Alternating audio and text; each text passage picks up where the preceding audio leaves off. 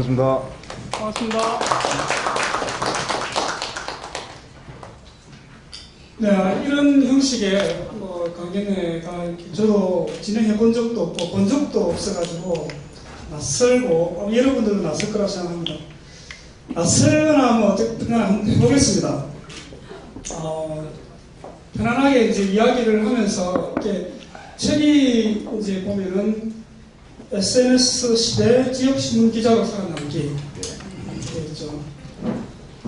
여기 계신 분들은 물론 기자분들도 계실 것 같고, 아까 청소년 기자도 계시고, 그리고 뭐 언론에 관심이 있거나 아니면은 김주환 국장님 개인에 관심이 있거나 도민일보에 관심이 있거나 이런 분들인 것 같습니다.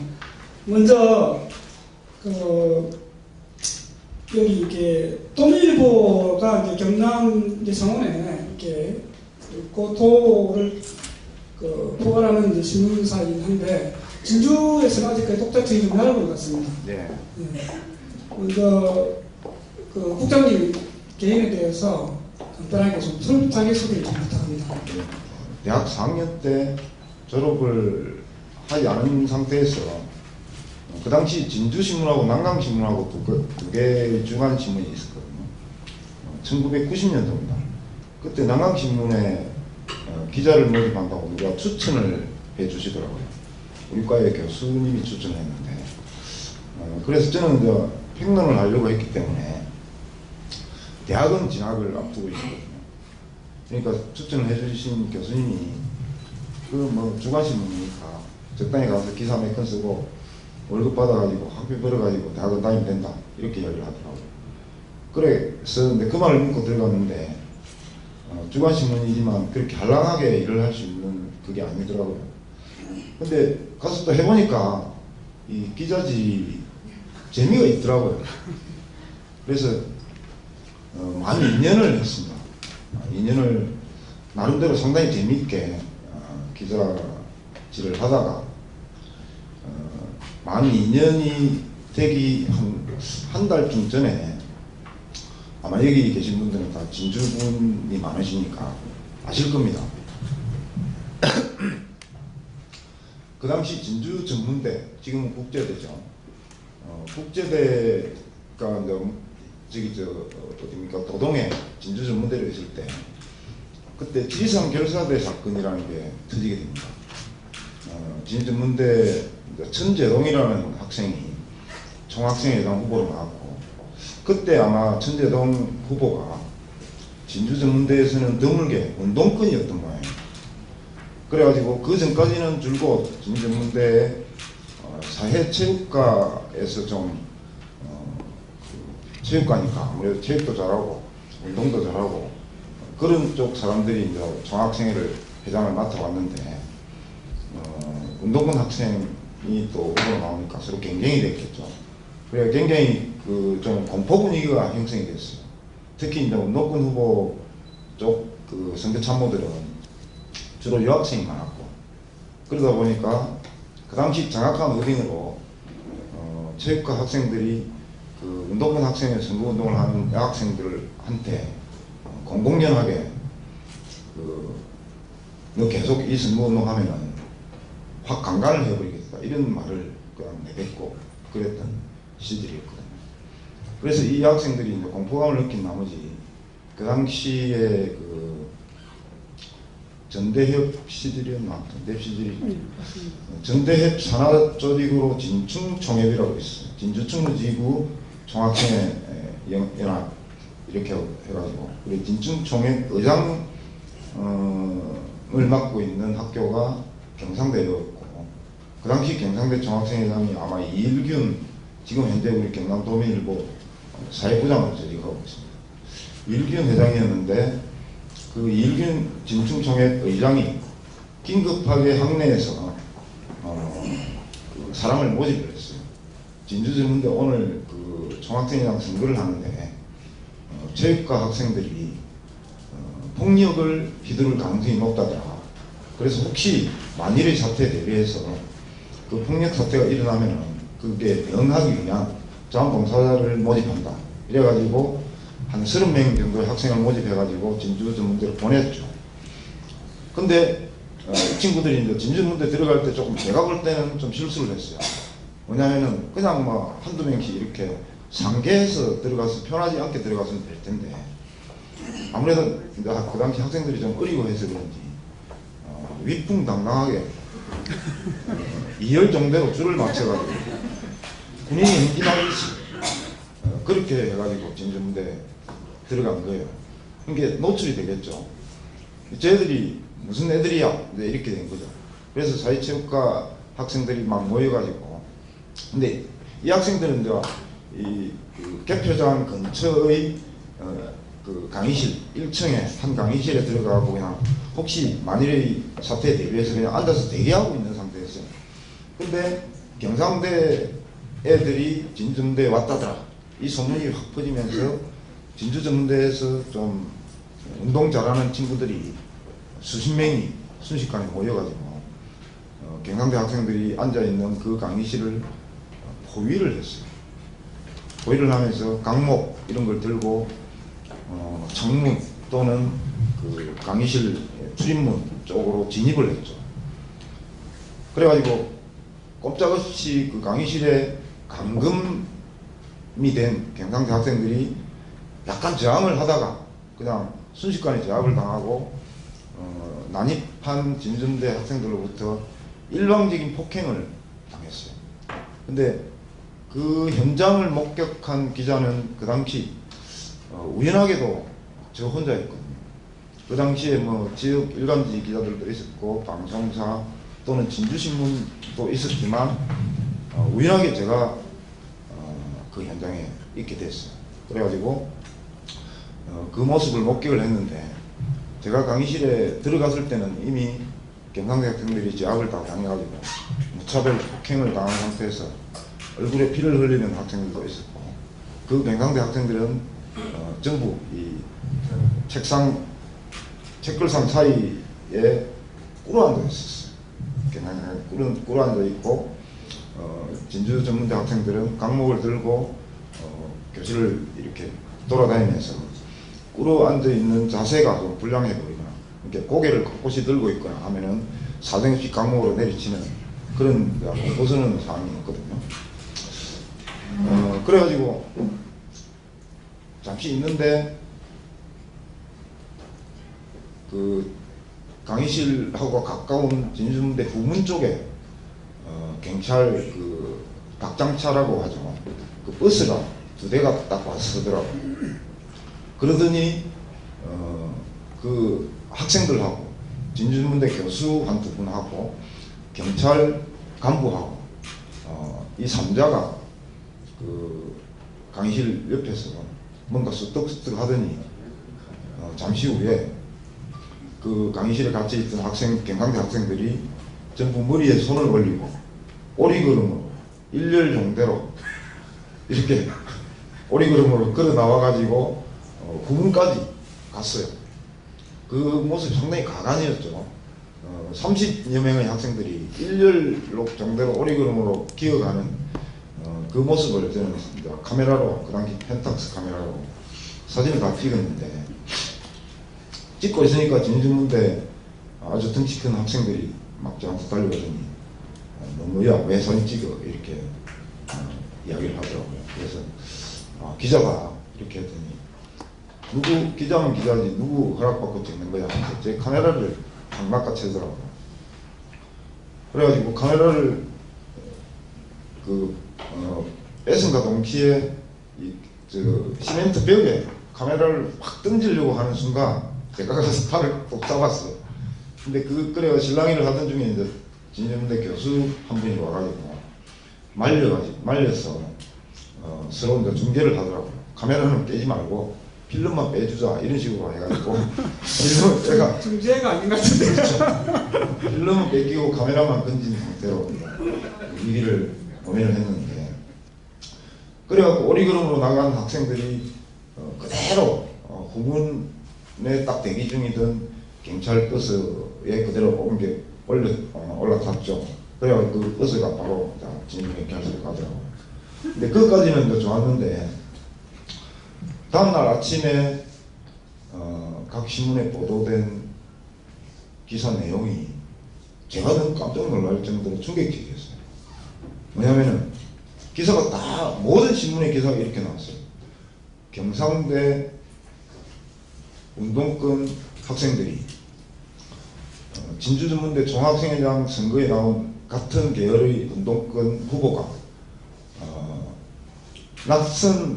낙선할 상황에 처하자 학교에 난입을 해서 강목을 휘두르고 최루탄을 터뜨리고 하면서 한동안 난동을 부리다가 출동한 경찰에 의해 연행되었다, 이렇게 나오더라고요.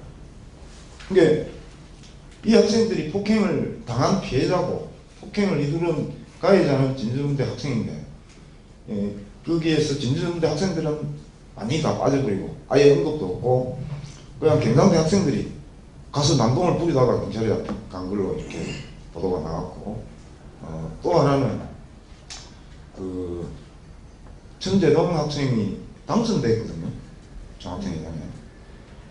그러니까 낙선할 상황에 처하니까 이 아들이 들어간 게 아니고 이길 상황이었는데 혹시 진주문대 상대 후보 측이 폭력 사태를 발생시킬까에 대비해서 들어간 건데, 그 상황도 완전 거꾸로 이렇게 했더라고요.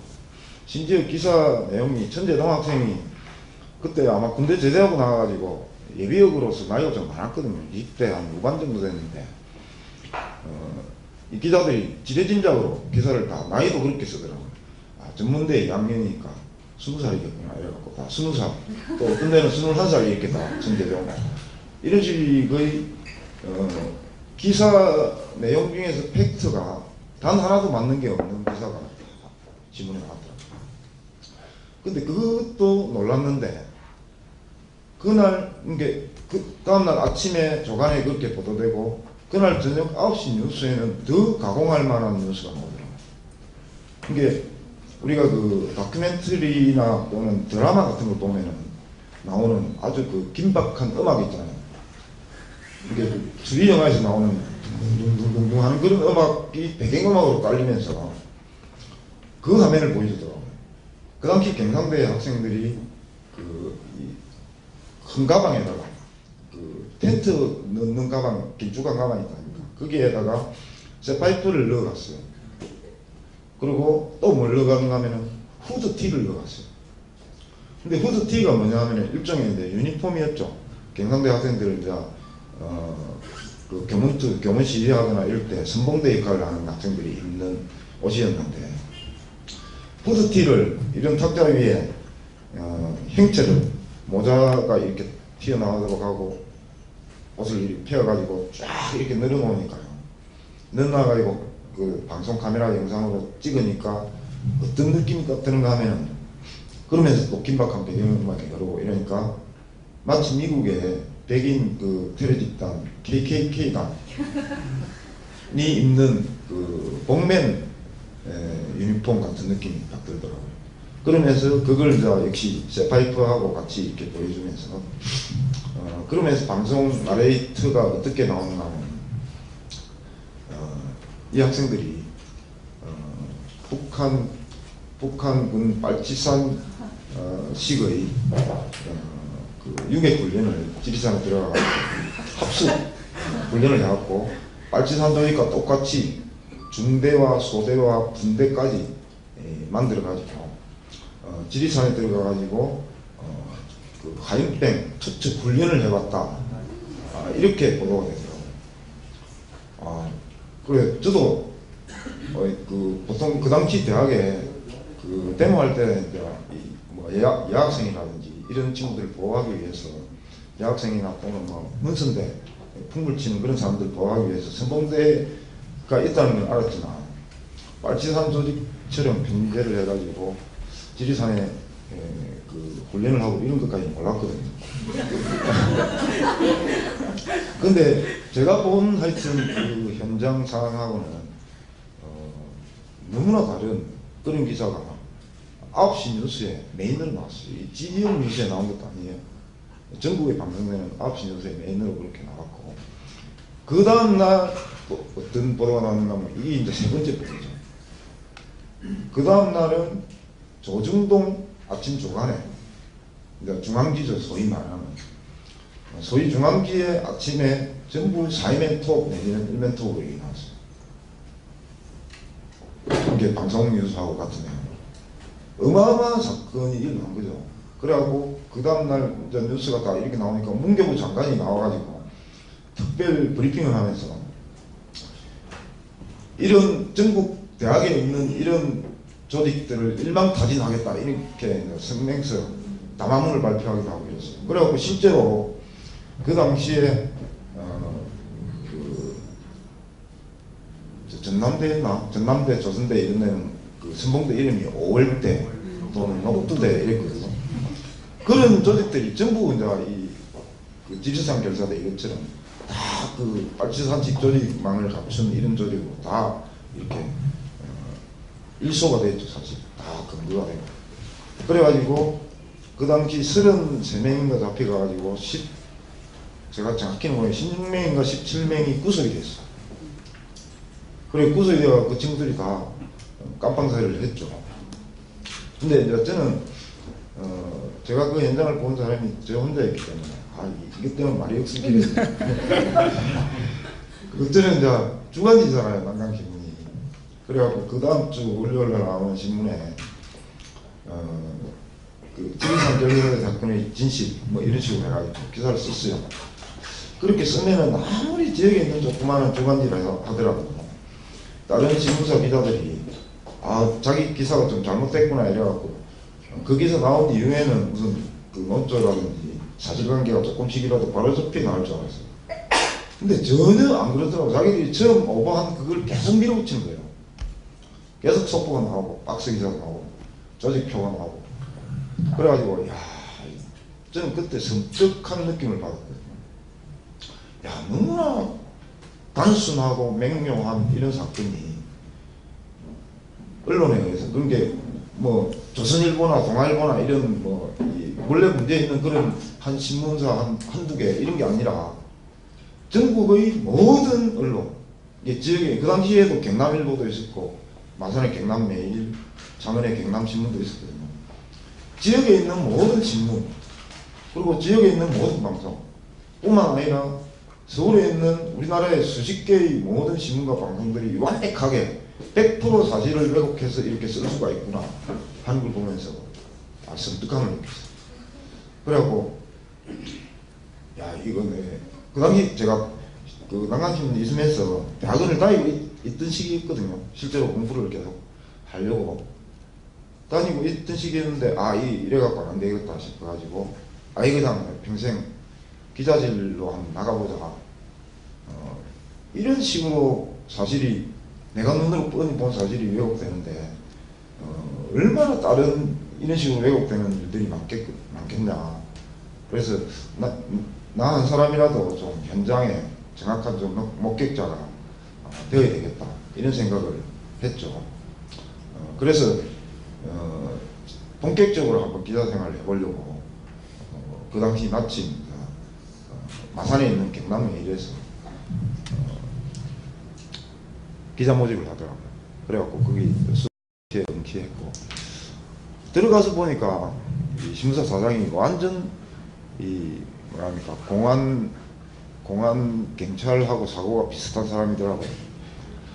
그리고 회사에서 노동조합도 허용하지 않고 노동조합이 허용하지 않는 정도가 아니라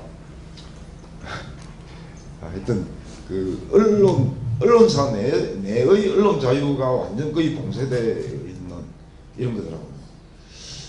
그래서 이제 이 안에서 어떻게 좀 뭔가 모색을 해보자 해가지고 회사 입사한 지 한 3개월 만에 수습밖에도 안 떨어진 상태에서 제가 근데 술을 좋아했기 때문에 선배들하고 계속 그 회사 옆에 있는 호프집에 가서 술 마시면서 선배들을 자극해갖고 노동조합을 만들었어요.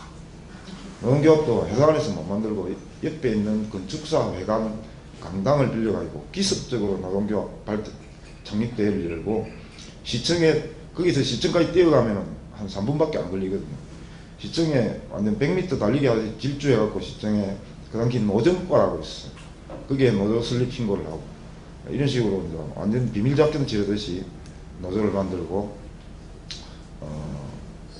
초대 노조에서 제가 무임소, 요즘은 그런 말이 없죠. 옛날에는 무임소 장관도 있잖아요.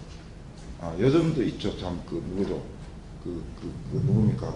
이제 그 특임 장관. 네, 이름이 특임 장관으로 바뀌었는데 그 당시에는 특별한 일을 부여하지 않은 장관을 무임소 장관이라고 했거든요. 우리 노조에서는 무임소 부장이라고 해가지고 제가 이제 그걸 맡았고 좀 있다가 이제 사무국장을 맡아가지고 제가 드디어 이제 본색을 드러냈죠.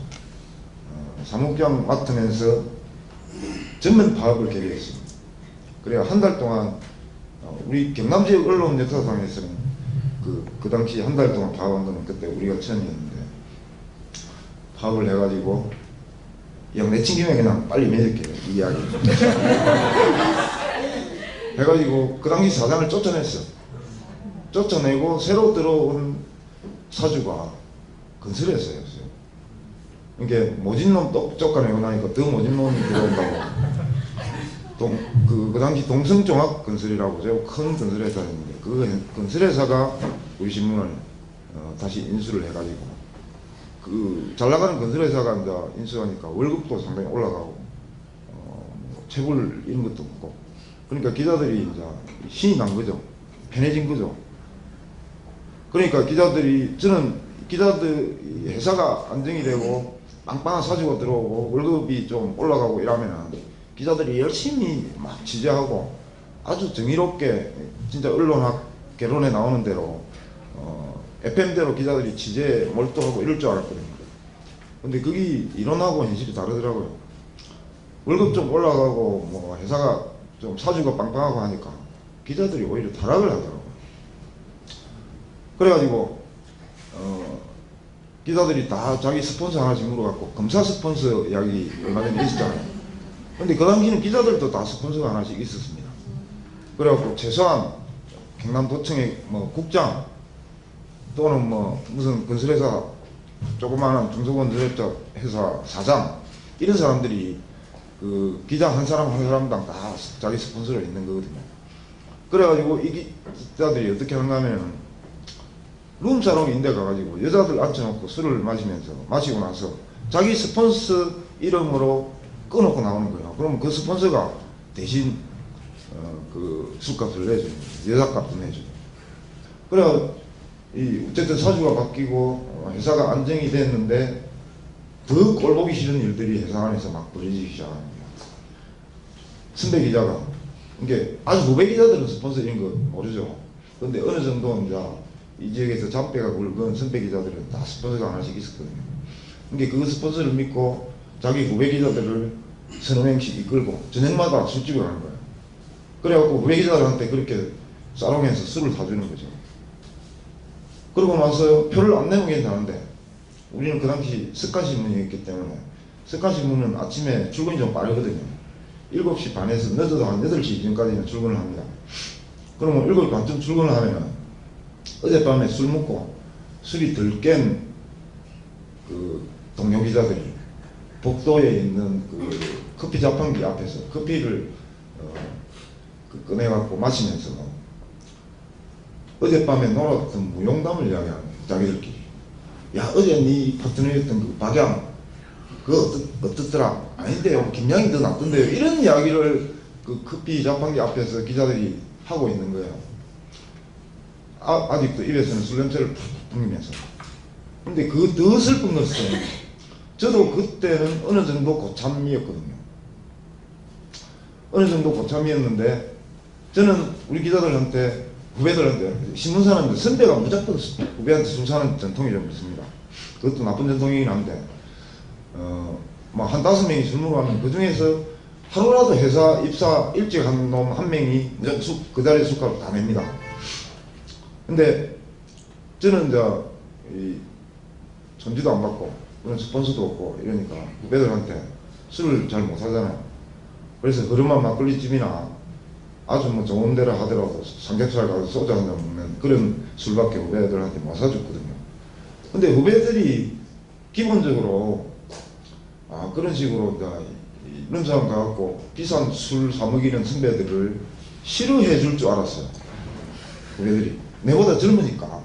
그런 선배를 싫어하고 오히려 나처럼 비싼 술집은 아니지만 선배가 자기 돈으로 스폰서에 의존하지 않고 자기 돈으로 후배한테 술 사주는 김주환 같은 선배를 더 따를 줄 알았거든요.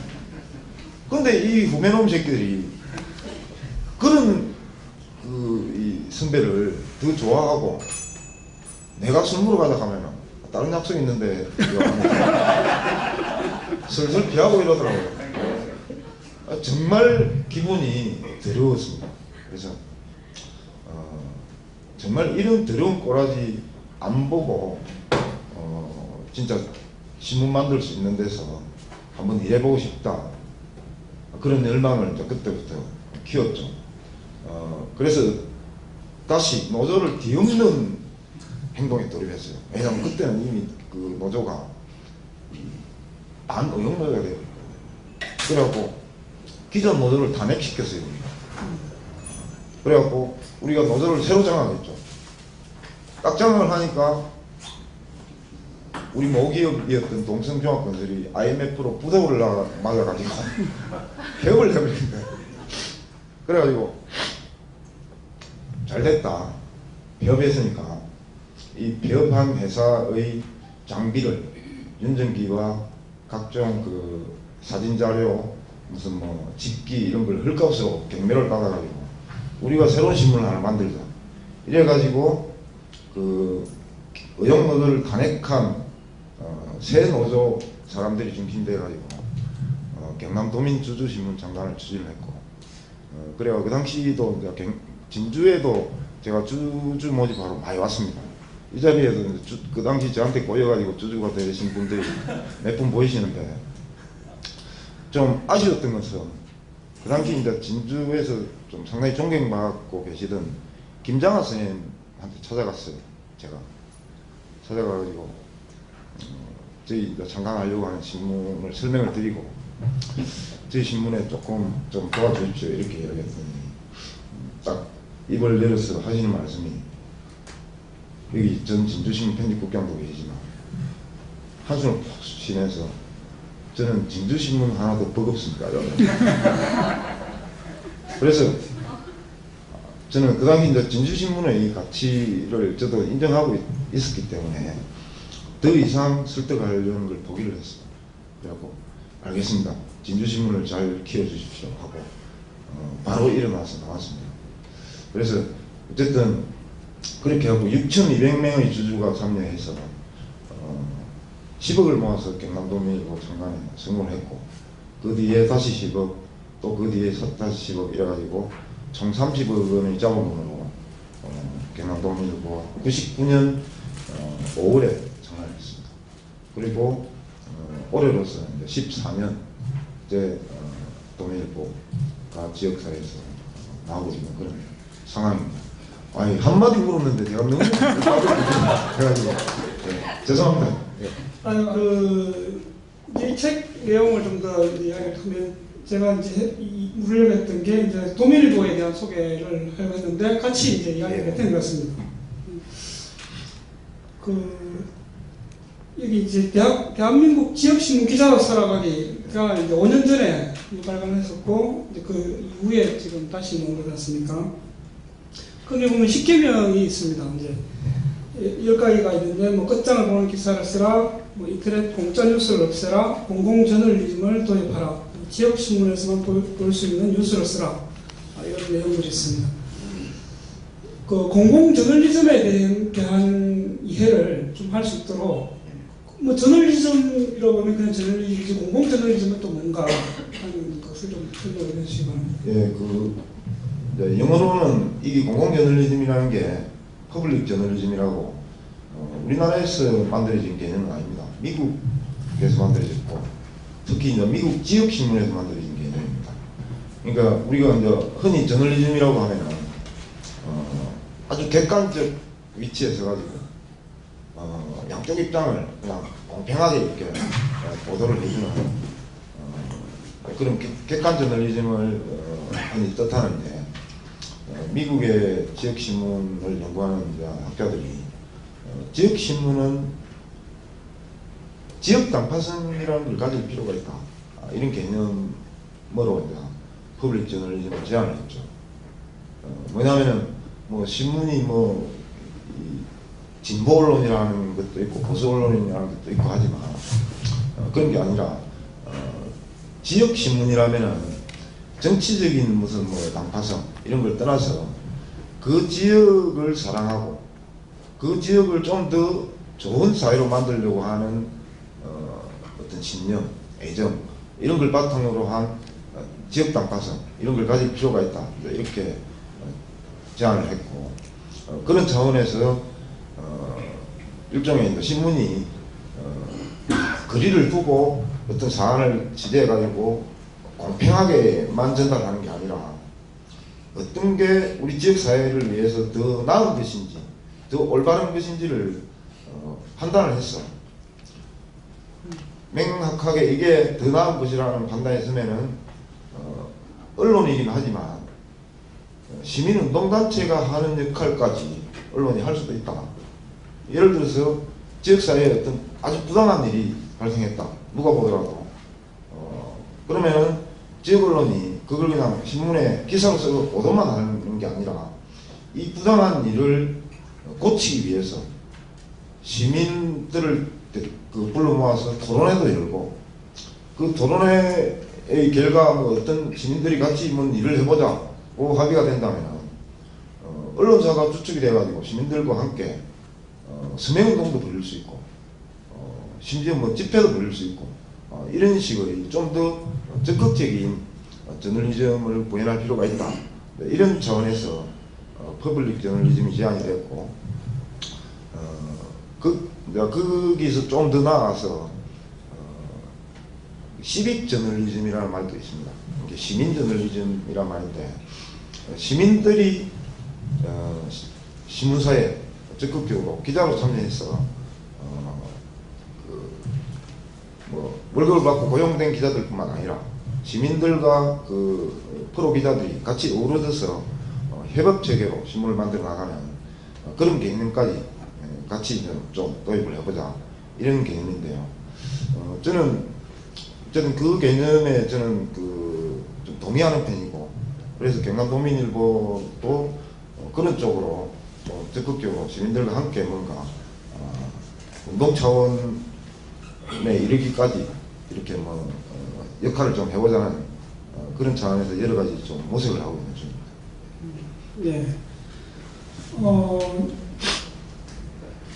이제 책 내용 안에 1장에 보면은 그런 이야기가 있습니다. 진보 보수 이게 이제 대한 성역 없는 비판을 해야 한다 그런 이야기가 적혀 있는데 아무래도 이제 국장님이 처음 아까 기자가 된 배경이 사실은 이제 어떻게 보면은 운동권이라고 할 수 있는 운동권 학생들이 여론에 의해서 이렇게 반대선항식으로 거꾸로 이제 당했던 부분들을 보고 이제 결심했던 그런 부분들이 있었는데 상당히 이제 도민일보도 그렇고 평가가 이제 국장님도 그렇고 진보적인 언론, 진보적인 기자 이런 평가가 있는데 또 반면에 지역에 이제 성역 없는 비판을 하다 보면 비판을 많이 거꾸로 진보 쪽에서 욕을 얻어먹는 경우도 있었고 실제로 최근에도 있었던 걸로 알고 있습니다. 이제 보면은 그런 이제 부분들에 대해서 책 내용에서도 상당히 강하게 비판을 해놓은 부분들이 있습니다. 제가 읽어보면 운동권의 문제 그래가지고 대중소통 문제 지적하면서 난수표 같이 난해한 글쓰기 8, 90년대 막스주의 책 몇 권으로 세상 다 안다고 생각하는 교만함 판에 박힌 성명서의 남발과 상투적 기자회 자기만 없다고 생각하고 쓴소리조차 받아들이지 못하는 완고함과 폐쇄성 족벌 뺨치는 운동권 연고주의와 파벌 실제 일은 하지 않을 거면서 이름과 직책만 걸치려는 운동권 감투주의 이렇게 강하게 비판을 해오시는데 진보답지 않은 집 구체적으로 뭐 구체적인 사례를 들어도 좋고요. 또 생각하시는 부분들이 무엇이 진보이고 무엇이 진보답지 않은 짓인지 제가 뭐 진보를 놓고 제가 말씀드리려고 하면 좀 주단에 넘은 거라고 볼 수 있는데 저는 이제 뭐 사실 신문이 신문을 놓고 진보 언론이다, 보수 언론이다라고 구분 짓는 데 대해서 동의하지 않습니다. 그래서 제가 제 칼럼에서 경남도민일보는 진보 언론인가 라는 칼럼을 작년에 한번 쓴 적이 있어요. 그래서 우리는 진보 언론이 아니다 라는 내용으로 썼고요. 그 2, 3년 전에는 블로그에 경향 한겨레는 진보 언론인가 하는 제목으로 또 글을 쓴 적이 있어요. 근데 저는 내가 그 글에서도 그렇게 이야기했듯이 언론은 올바른 언론과 사이비 언론, 그리고 정의로운 언론과 괴기의 언론, 뭐 이런 식으로 구분하는 건 맞지만 언론 자체가 어떤 그 정치적 그 당파성을 가지고 그렇게 우리는 진보 언론이다 이렇게 자처하는 것도 바르지 않고, 또는 바깥에서 보는 사람도 저거는 진보고 저거는 보수다 이렇게 보는 게 맞지 않다고 생각합니다. 저는 조선일보, 중앙일보, 뭐 동아일보도 전혀 보수 언론이라고 생각하지 않거든요. 말 그대로 그냥 기회주의 언론이죠. 예를 들어서 조선일보 사주 그 박문영이가 해방이 되면서 우연히 그냥 북한에 남아가지고 거기서 언론 활동을 계속했다고 생각해 본다면 저는 아주 그 북한에 남은 조선일보는 아주 적극적인 김일성 찬양 언론으로 돌변을 했을 거라고 생각을 하거든요. 박문영이가 뭐 짜더라 보수에 대한 자기 소신을 가지고 뭐 보수 논조를 펼치겠습니까? 그게 돈이 된다고 생각하고 그게 여기서 먹고 살기 편하다고 생각하니까 아마 그렇게 하는 거죠. 그래서 진보가 진보답지 않은 거에 대해서 뭐 제가 금방 읽어주신 그 부분은 아마 그 진보 운동가들이 왜 그 블로그나 SNS를 통해서 소통하지 않나 하는 걸 쓰면서 아마 언급했던 것 같은데, 예를 들면 제가 좀 안타까웠던 부분은 이런 게 있었습니다. 2008년 5월 달에 쓴 칼럼이었는데요. 진보정당이여 왕따가 되라 이런 제목의 칼럼이었거든요. 그때 내용이 그런 거였습니다. 그 당시 민주노동당 시절이었는데 민주노동당이 그때 최초로 지방에 그 의원들을 많이 배출을 시켰을 시기였어요. 근데 지방 의원들이 막상 도의회나 시의회에 진출은 했는데 당에서 어떤 지침, 구체적인 지침 이런 게 전혀 없었어요. 예를 들어 경남도민일보는 기자윤리 강령, 그리고 기자 실천 요강 이런 게 있거든요. 그래서 아주 세세한 것까지도 규정을 해놓고 있습니다. 선물은 얼마짜리 이상은 받으면 안 되고, 그러니까 우리는 만 원으로 규정을 하고 있는데요. 만 원 이상 이하의 그 딱 간단한 기념품류 외에는 일체 선물을 못 받게 하고 있거든요. 뭐 당연히 돈, 현금은 절대 그냥 받아서는 안 되고, 그리고 이제 지재원과 술을 먹을 때도 가이드라인 이런 게 다 있고요. 근데 그 당시 민주노동당에서는 시의원, 도의원들을 의회에 진출을 시켜놓고 그분들의 어떤 행동 강령이나 수칙이나 그런 게 전혀 없었어요. 그래갖고 진보운동 하는 사람이 의회에 딱 진출을 해보니까 여기저기서 막 맹렬되니까 선물도 들어오고 막 이러거든요. 그 선물이 뭐 아주 그냥 만원짜리, 2만원짜리 이런 게 아니라 대부분 막 5, 6만원 되는 그런 선물들이 많았고요. 그리고 제가 아는 바로는 무슨 저 비싼 가방을 선물한 경우도 있었고, 또 제기 세트 있다니까. 제기 세트 그거 무겁고 부피 큰 걸 도의원한테 보낸 경우도 있었어요.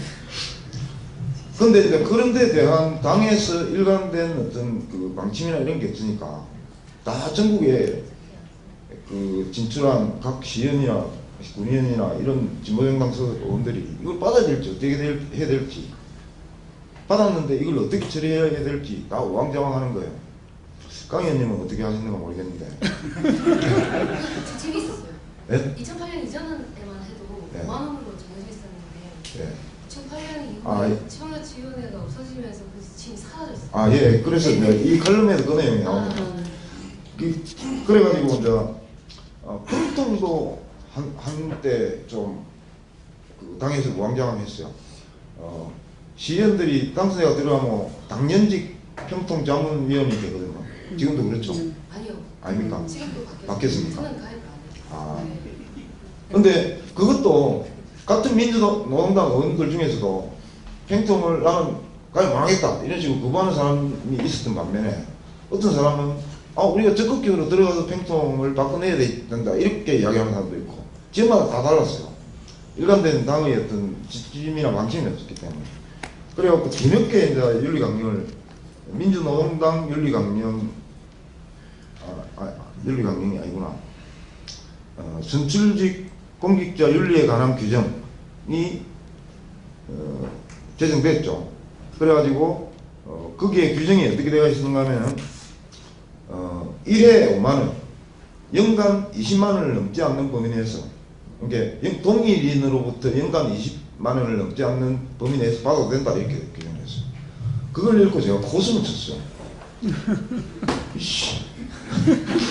그러면은 한 사람이 4번 나눠가지고 20만원어치 선물을 주는 사람이 10명이면은 200만원 아닙니까? 100명이면 2천만원인데 그런 식으로 나눠받는 건 다 받아도 된다 말이냐 이런 식으로 이제 제가 칼럼을 듣더니 그당시 민주노동당 도당하고 창원시당 이런 데서부터 엄청난 항의를 받았습니다. 거의 그래가지고 무슨 저희로 이런 칼럼을 썼느냐 왜 하필 이런 시기에 썼느냐 막 그러더라고요. 그래가지고 굉장히 번역을 지낸 적이 있었는데 저는 우리 경남도민일보도 처음 창간했을 때 모든 출입처에서 다 왕따를 당했거든요. 다 출입처에서 도민일보는 존재 안 받고 향응도 안 받고 너 기자준리 지킨다며 근데 기자실이 왜 들어오노? 들어오지 마라 이래가지고 우리 기자들 다 기자실에 아무 데도 못 갔어요. 기자들이 다 담합을 해가지고 도민일보 기자는 넣어주지 마자 이렇게 된 거예요. 근데 우리는 그걸 다 극복했거든요. 근데 그 당시 민주노동당 지방에 진출한 분들한테 이야기 들어보니까 이렇게 다 변명을 하죠. 의회라는 게 들어와서 보니까 내 혼자 잘났다고 되는 게 아니더라. 주변 동료들이 한나라당이라고 그 동료들이 협조를 받아야 되기 때문에 적당히 그런 부분에서 서로 타협하면서 갈 수밖에 없다. 이런 식으로 변명 아닌 변명을 하더라고요.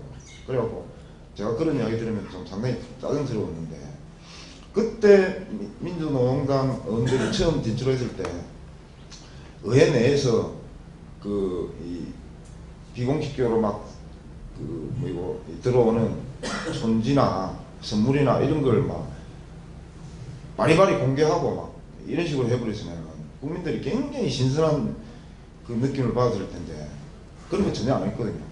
이 선물만 주는 게 아니라 지금은 이제 거의 없어진지 모르겠지만 옛날에는 공무원들이 시의원들한테 용돈도 많이 줬습니다.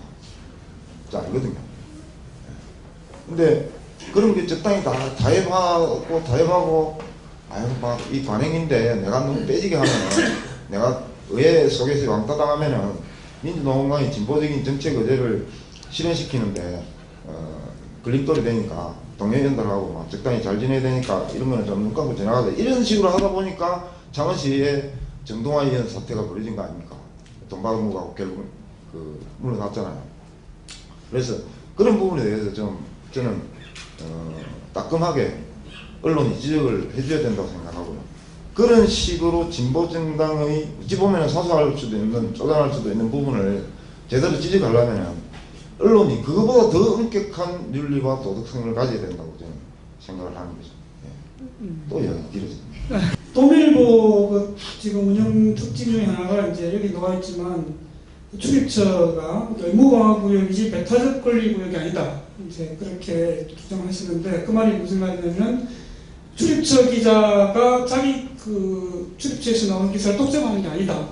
다른 기자가 그 출입처에서 나오는 기사를 쓸 수도 있다. 서로 그렇게 이제 상호 교차가 가능하도록 이렇게 놨는데 이게 제가 생각할 때는 출입처 기자들이 약간의 좀 반발이 있었을 것 같고, 또는 실제로 그렇게 운영을 해서 출입처 아닌 또는 다른 출입처끼리 교차로 이렇게 기사가 나오는 경우가 지금 현재 많이 있습니까? 예, 뭐 그런 사례는 많이 있습니다.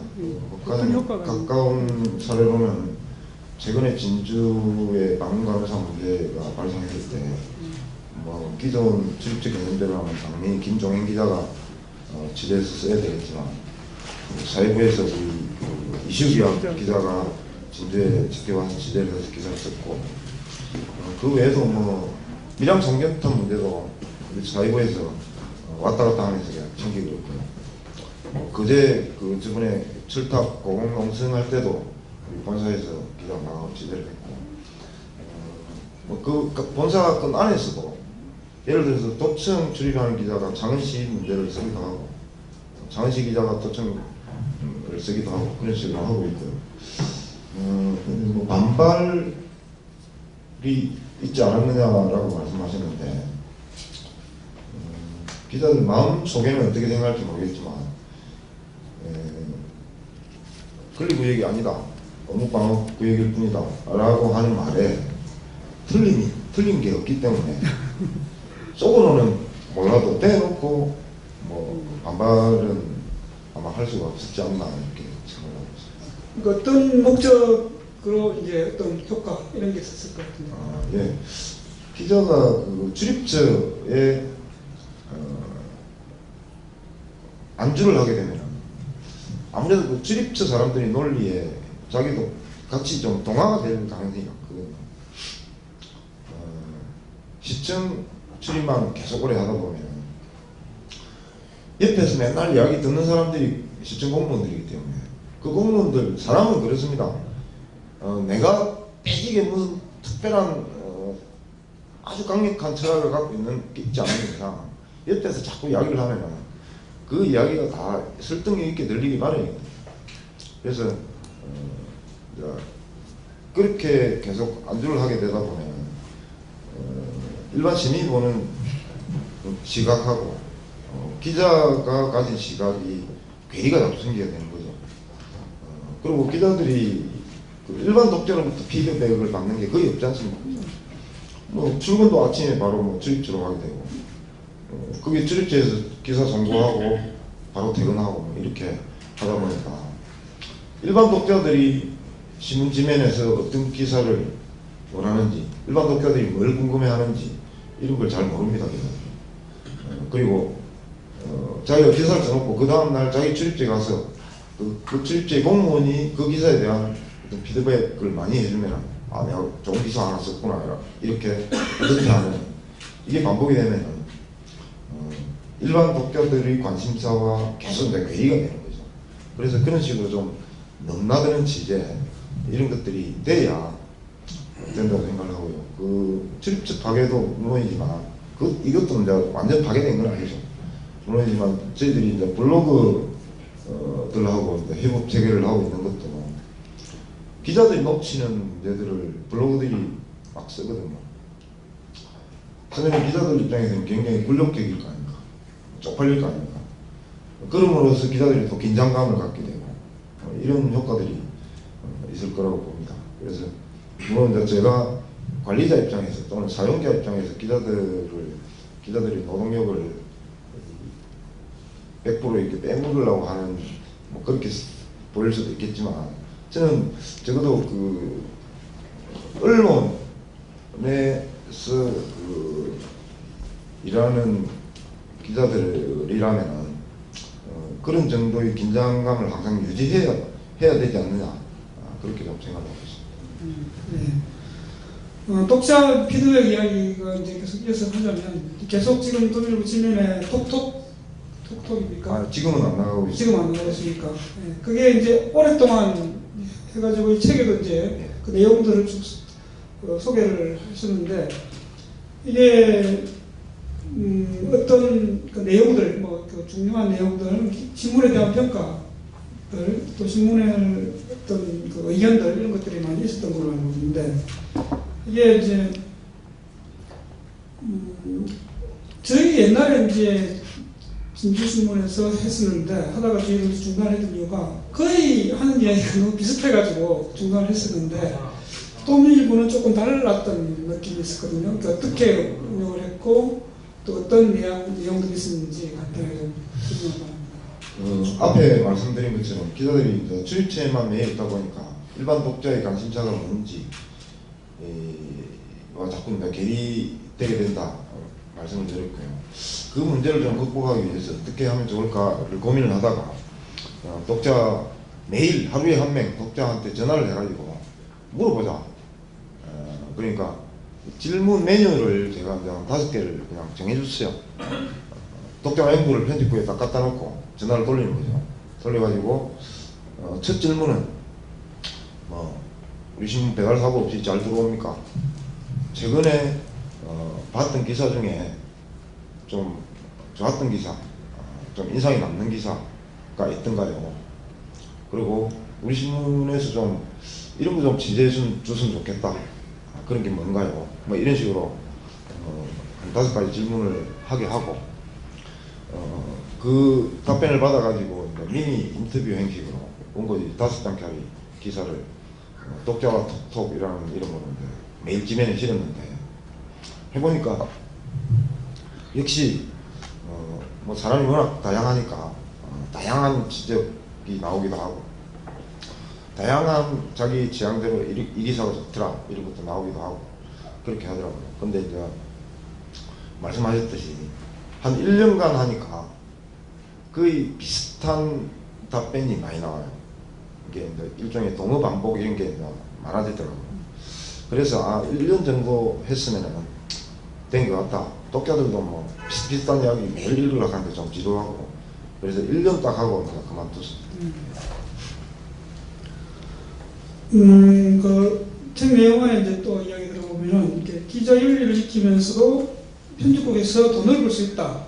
이제 여기 저도 몇 개 사실은 몰랐는데 마음대로 광고, 자유로운 광고 그거를 이제 한 지면을 편집국에서 관리를 하고 있다고 들었습니다. 그러니까 편집국에서 실제 광고국에서 이제 제작하는 게 아니라 편집국에서 제작을 해서 돈을 벌고 그 외에도 이제 이게 얼핏 생각하기에 이제 편집국이라면은 돈과 관련이 없을수록 이게 올바른 신문이 되는 것이고 돈과 신문의 어떤 경영 부분을 신경을 쓰면 혹시 이렇게 편집권 부분하고 이렇게 혼돈이 생기는 거 아니냐, 혼선이 생기는 게 아니냐 생각할 수 있는데 국장님 같은 경우에는 적극적으로 자기가 쓴 기사를 팔아야 된다 이런 개념을 이제 이야기하셨던 것 같은데 그렇게 편집국이 광고국 지면을 관리하게 된 이유 내지는 또 어떤 방식의 어떤 경영에 도움이 될 수 있고 그것이 기자윤리를 해치지 않을 수 있다, 공정이 가능하다 이 부분을 좀 설명을 해 주십시오. 예, 저는 아까 공공저널리즘 이야기했지만 지역신문 지향해야 될 2가지 가치가 하나는 이제 공공저널리즘이고 하나는 이제 지역 밀착 보도라고 생각을 하거든요. 근데 지역 밀착 보도라는 신문의 기사로 지역 주민과 밀착된 기사를 발굴하고 지면에 실는 것만으로는 좀 부족하다고 생각합니다.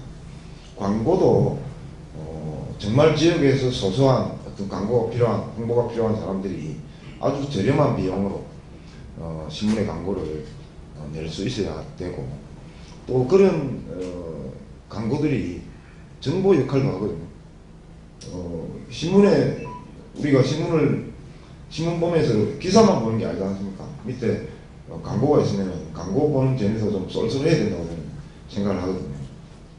그런데 사실 지역 일간지라고 했을 때 지역 일간지의 광고를 내려고 하면 예산을 최소 단위로 100만 원을 잡아야 돼요. 아무리 작게 해도 100만 원짜리 광고부터 시작되거든요. 그러니까 100만 원, 165만 원, 100만 원이 보다시 10% 포함해서 110만 원, 150만 원이면 포함해서 165만 원, 220만 원 이런 식으로 보통 지역신문에 광고 단위가 나가는데 일반 아주 우리 작은 소시민이나 자영업자나 또는 이런 민간단체에서 뭔가 시민들한테 광고 형식으로 뭔가 알리고 싶도록 그 100만 원 내고 신문에 광고 내기가 쉽지 않지 않습니까? 그리고 실제로 100만 원 내고 신문에 광고 내도 저도 신문사에 일하고 있지만 그만큼 광고 효과가 없거든요. 신문 부수가 일단 많지 않고 지역신문 부수 한번 알려드릴까요? 깨놓고 네? 굉장히 낮게 봐주시네요. 제가 오늘 확실하게 까발리기 위해서 자료를 들고 나왔습니다. 이게 2011년 한국 ABC 협회에서 공개한 한국의 그 ABC 협회에 가입한 모든 신문사의 그 유료 부수 현황이거든요. 제일 많은 거는 역시 조선일보입니다. 조선일보가 자기들이 주장은 이렇게 이야기하고 200만 독자가 넘는다고 이야기하고 있죠. 근데 정확히 135만 부입니다. 중앙일보가 94만 부, 동아일보가 74만 부, 그리고 한겨레 신문, 경향신문이 한겨레가 경향보다 조금 많네요. 21만 부, 경향신문이 18만 부, 그리고 서울신문은 11만 부, 그리고 맹색이 그 중앙지라고 하는, 저는 근데 중앙지라는 말을 쓰지 않습니다. 서울지죠. 그게 어떻게 중앙지입니까? 서울지, 전국지라고 이야기하는 세계일보는 5만 9천 부, 그리고 내일신문은 3만 9천 부, 파이낸셜 뉴스가 2만 2천 부, 아시아투데이가 1,700부, 이런 식으로 서울지들의 부수가 나오고요. 지역신문도 다 있습니다. 지역신문 중에서는 부산일보가 제일 많이 나갑니다. 그 국민일보나 그 문화일보, 서울신문하고 비슷합니다. 12만 3천 부.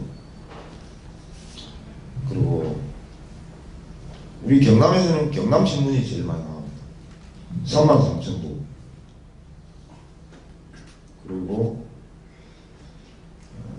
경남도민일보가 두 번째로 많이 나가는데요. 1,600부입니다. 그리고 경남일보, 진주에서 발행된 경남일보가 9,500부. 그리고 진주에서 나오는 신문이 하나 더 있죠. 경남도민신문이라고 우리 신문하고 유사되면 돼요. 막 골치 아파 죽겠습니다. 이 신문. 그 신문사에서 무슨 나쁜 짓 하면요, 우리 편집국에 막 항의 전화가 와요. 경남도민일보 괜찮은 신문인 줄 알았더만 이럴 수가 있냐고 막 항의 전화가 오고 이래요. 심지어 양산경찰서장이 저한테 전화가 와가지고 뭐 이런 기자가 있냐고 막 흥분을 하면서 이야기를 하더라고요. 그래서 아니 무슨 소리냐고 하니까 명함을 주고 갔는데 도민일보 기자다 이러는 거야. 그래서 이름이 뭡니까 하니까 처음 들어보는 이름을 이야기하더라고요. 그래 명함 다시 한번 잘 보세요. 경남도민일보인지 경남도민신문인지 전화했을 때고 신문이네요. 이렇게 경찰서장도 구분을 못하는 경남도민신문이 있습니다. 경남도민신문의 한국 ABC협회 유가부수는 676부입니다. 그런 신문 많이 있습니다. 창원일보가 1,500부, 그리고 경남매일이 5,200부, 이런 식입니다. 물론 이거는 지금은 조금 더 늘어나볼 수도 있습니다. 2011년 연말 상황이거든요. 작년에 우리 경남도민일보가 우리 기자들을 굉장히 좀 쪼아가지고 한 2,몇백 부 정도 더 전부를 했습니다. 우리 권영남 기자도 그렇게 한 몇십 부 했는데 허기용 기자 왔습니까? 허기용 기자 안 왔네. 허기용 기자 작년에 한 100부 좀 넘게 했어요. 그래갖고 어쨌든 그 덕분에 진주지역 독자가 좀 상당히 많이 늘어. 뭔 이야기 하다가 일로 광고 찍는 예. 하고 이제 그래서 그 광고 효과 사실 100만 원, 200만 원 내고 해도 별 효과도 없거든요. 우리가 그걸 더 잘 압니다. 그래서 광고료를 아주 저렴하게 해가지고 일반 시민들도 알리고 싶은 일이 있을 때 좀 알릴 수 있도록 그런 광고 지면을 좀 만들자 하고 우리 회사 광고부에 계속 이야기를 해도 광고부에서 안 합니다. 왜? 귀찮으니까. 해봤자 뭐 자기한테 떨어지는 것도 없고 그래갖고 할 수 없이 편집국에서 그런 거 할게. 광고 지면을 그냥 달라. 광고 지면 주면은 그 지면을 우리가 꾸어 먹든 쌓아 먹든 알아서 해보겠다 해가지고 이런 좀 기상천외한 지면을 만들었죠. 그 광고라는 이름이 자유로운 광고입니다.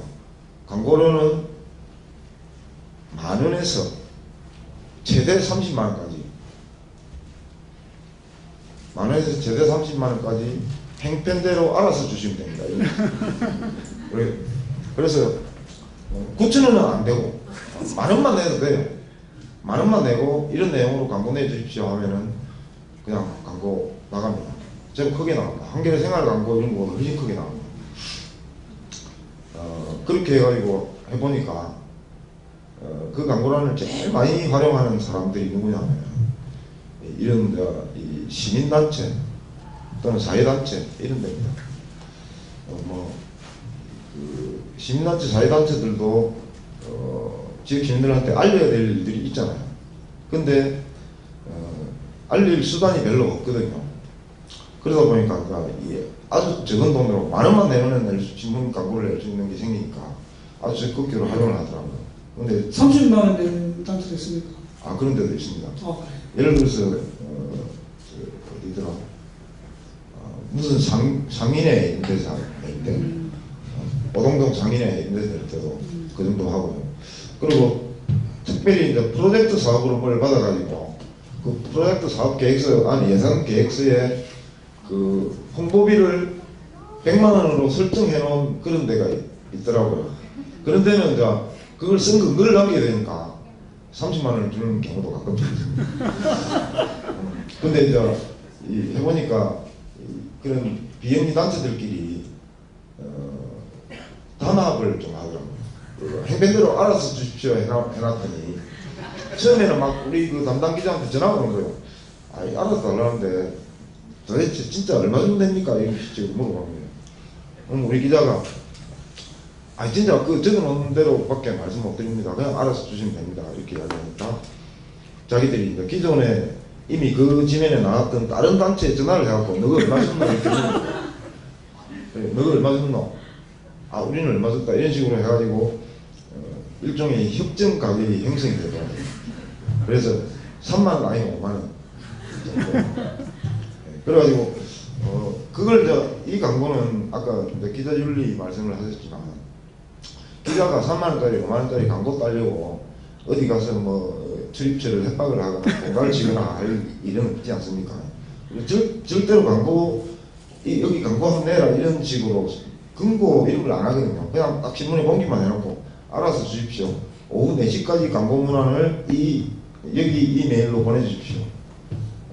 광고로는 이 계좌로 입금해 주십시오. 이렇게 되어 있기 때문에 광고 내는 사람은 계좌로 그냥 3만 원 입금시키고 광고 문안을 그 메일로 지정된 메일을 보내기만 하면은 4시 전까지만 보내면 내일자 신문 나옵니다. 그러니까 편리하잖아요.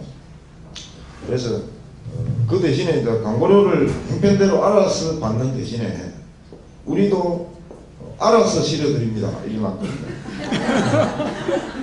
그래서 랜덤이에요. 이게 지면이 한 개가 있는데 그날 광고가 10,000원짜리 광고 한 개밖에 안 들어왔다. 이러면 10,000원짜리 광고가 5단통 크기를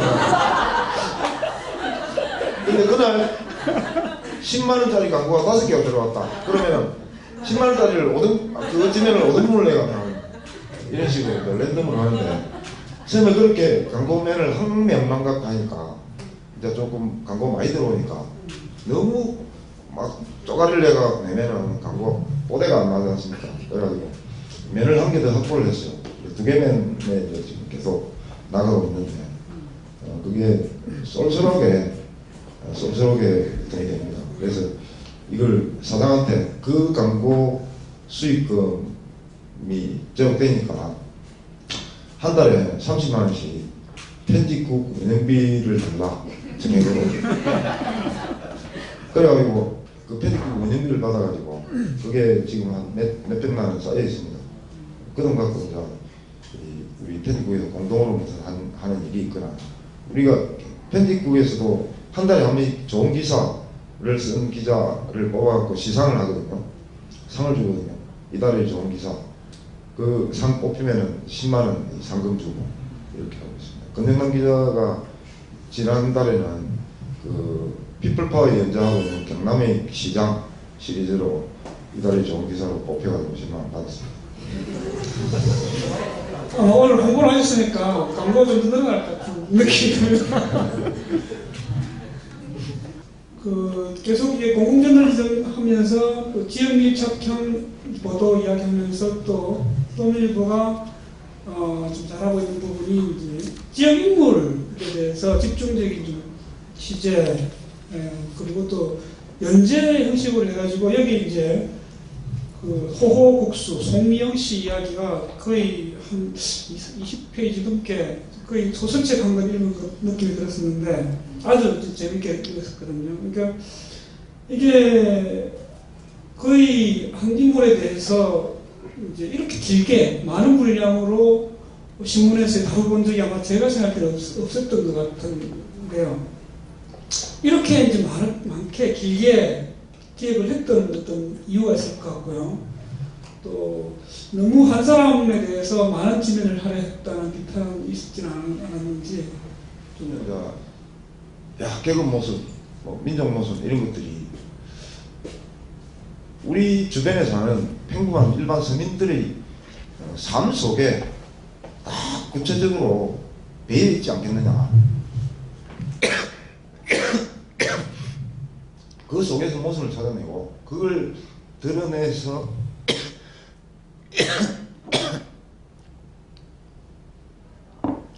알려주는 게 필요하다, 그런 생각을 했고요. 그래서 예를 든다면 이런 거죠. 이 책에도 나오는데 혜영씨라는 26살짜리 아가씨가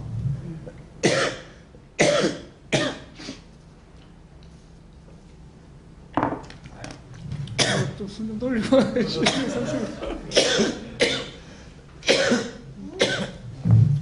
교통사고로 죽었는데, 일반 민간 기업체에 근무하는 사람들은 출퇴근 시간에 죽으면 회사가 제공한 통근버스 안에서 죽지 않는 한 산업재해 인정이 안 되거든요. 근데 공무원들은 통근버스는 그냥 지가 걸어가가 죽어도 출퇴근길에 죽으면 공무상재해가 다 됩니다. 이 모순이잖아요. 문제 있잖아요. 근데 제가 기사를 쓸 때 금방 한 이야기를 그대로 이야기하면서 이거는 모순이다, 뭐 문제 있는 거 아니냐 이런 식으로 기사를 쓰면 별 쓸데없는 게 있잖아요. 근데 이제 26살짜리 젊은 여성이 과도한 노동에 시달리다가 과로에 시달리다가 그 과로가 축적된 상태에서 20일간 축적된 상태에서 밤늦게까지 야근을 하고 10시 넘어서 자기 차를 몰고 운전해서 퇴근하는 중에 그 누적된 피로를 이기지 못한 채 깜빡 졸아가지고 전봇대를 들이받고 죽었다. 근데 산재 인정이 안 되더라고. 산재 인정은커녕 회사에 여성이 이제 죽은 게 회사에 입사한 지 20일 만에 죽었거든요. 한 달 월급도 안 주는 거예요. 한 달 월급 책정돼서 그 20일 딱 나눠가지고 그 돈 딱 준 걸로 회사에서는 입사 닦는 거예요. 심지어 장례비, 위로비 이런 것도 아무튼 없어요. 그런 내용을 구체적으로 취재를 해가지고 기사를 쓰니까 저는 제 스스로도 놀랐거든요. 그 기사에 대한 독자들의 반응이. 그러니까 그 기사를 읽고 눈물을 흘리면서 기사를 봤다면 전화도 많이 받았고요. 똑같은 기사를 블로그에 제가 2008년에 올렸는데 그 블로그의 글 조회수가 기사 한 건당 상중하로 3번을 썼는데 68만 명이 들어오더라고요. 그러면 댓글이 100몇십 개 달리고요. 그러면 그 댓글 단 사람들이 전부 이 26 이 여성이 이렇게 허무하게 교통사고로 죽은 데 대해서 엄청난 사회에 대한 분노 이런 걸 막 안타까움 이런 걸 느끼더라고요. 그런 기사 하나를 통해서 우리 사회가 갖고 있는 그 노동자들에 대한 그 기업이 노동자를 어떻게 대하는지 또는 그 공무상제 출퇴근길 공무상제가 안 되는 이 어떤 모습 이런 걸 정말 좀 사람들한테 설득력 있게 전달할 수 있지 않나 이런 생각을 하는 거죠. 송미영 씨 이야기 같은 경우에도 11회 연대를 했는데 길다면 길 수 있지만 그 속에서 제일 첫 번째 연대 내용이 그겁니다. 비정규직 여성 노동자로 연결공으로 어떤 하청업체에서 일을 하다가 어떤 같은 여성 동료 노동자가 작업 반장으로부터 폭행을 당하는 것부터 이야기가 시작되거든요. 그래가지고 송미영 씨는 다음 달 정규직이 되기로 회사로부터 약속을 받은 상태에서 반장의 폭행 사실을 누군가가 증언을 해줘야 되는데 아무도 증언을 안 해주는 거예요. 불이익을 받을까 두려워서. 근데 송미영 씨가 고민 끝에 내가 봤다. 반장이 폭행을 해서 저 여자가 저리 됐다.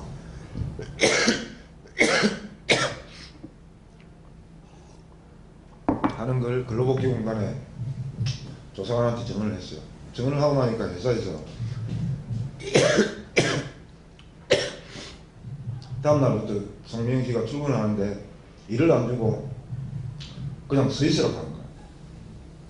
그래 사흘 동안 일을 안 주고 그냥 서 있으라니까 결국 정규직 전환을 앞두고 그냥 눈물을 얹고 포기하고 회사를 그만두고 나오는 장면부터 시작을 하거든요. 이런 걸 통해서 이제 좀 더 구체적으로 전달할 수 있다고 보는 거죠.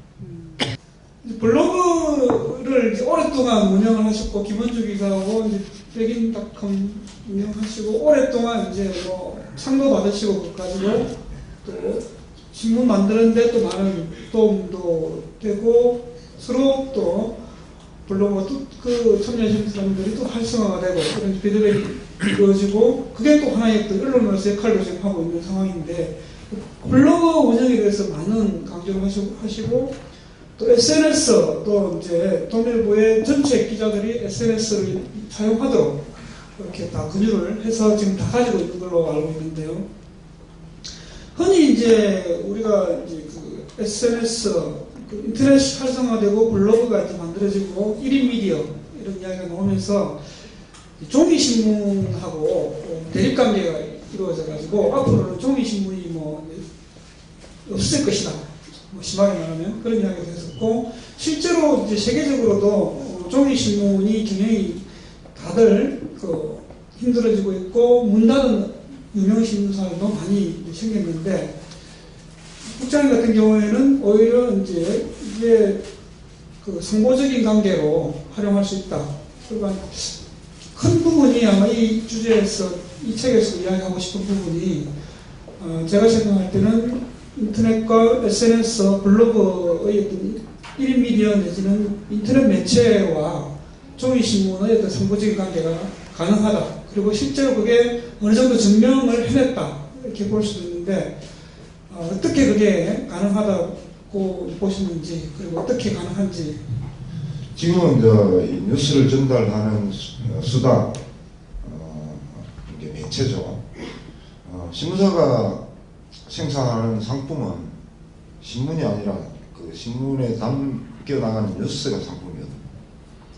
근데 저는 이게 이제 그 뉴스라는 상품을 담는 그릇, 이게 종이라는 이 그릇이 다른 전달 수단으로 좀 그 바뀌어 나가는 과도기라고 저는 생각을 하고 있습니다.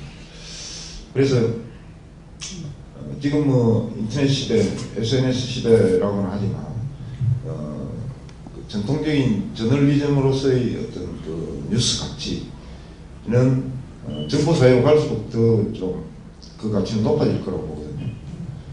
그래서 얼마나 정말 그 가치 있는 뉴스를 생산해낼 수 있느냐가 문제일 뿐이지 그 뉴스를 담는 그릇이 어떻게 바뀌느냐가 언론사의 미래를 결정하지는 않는다고 봅니다. 그리고 물론 이제 그 바뀌는 데 대한 사전 대응, 대비 이런 거를 제대로 해 나가야 도처되지 않겠죠.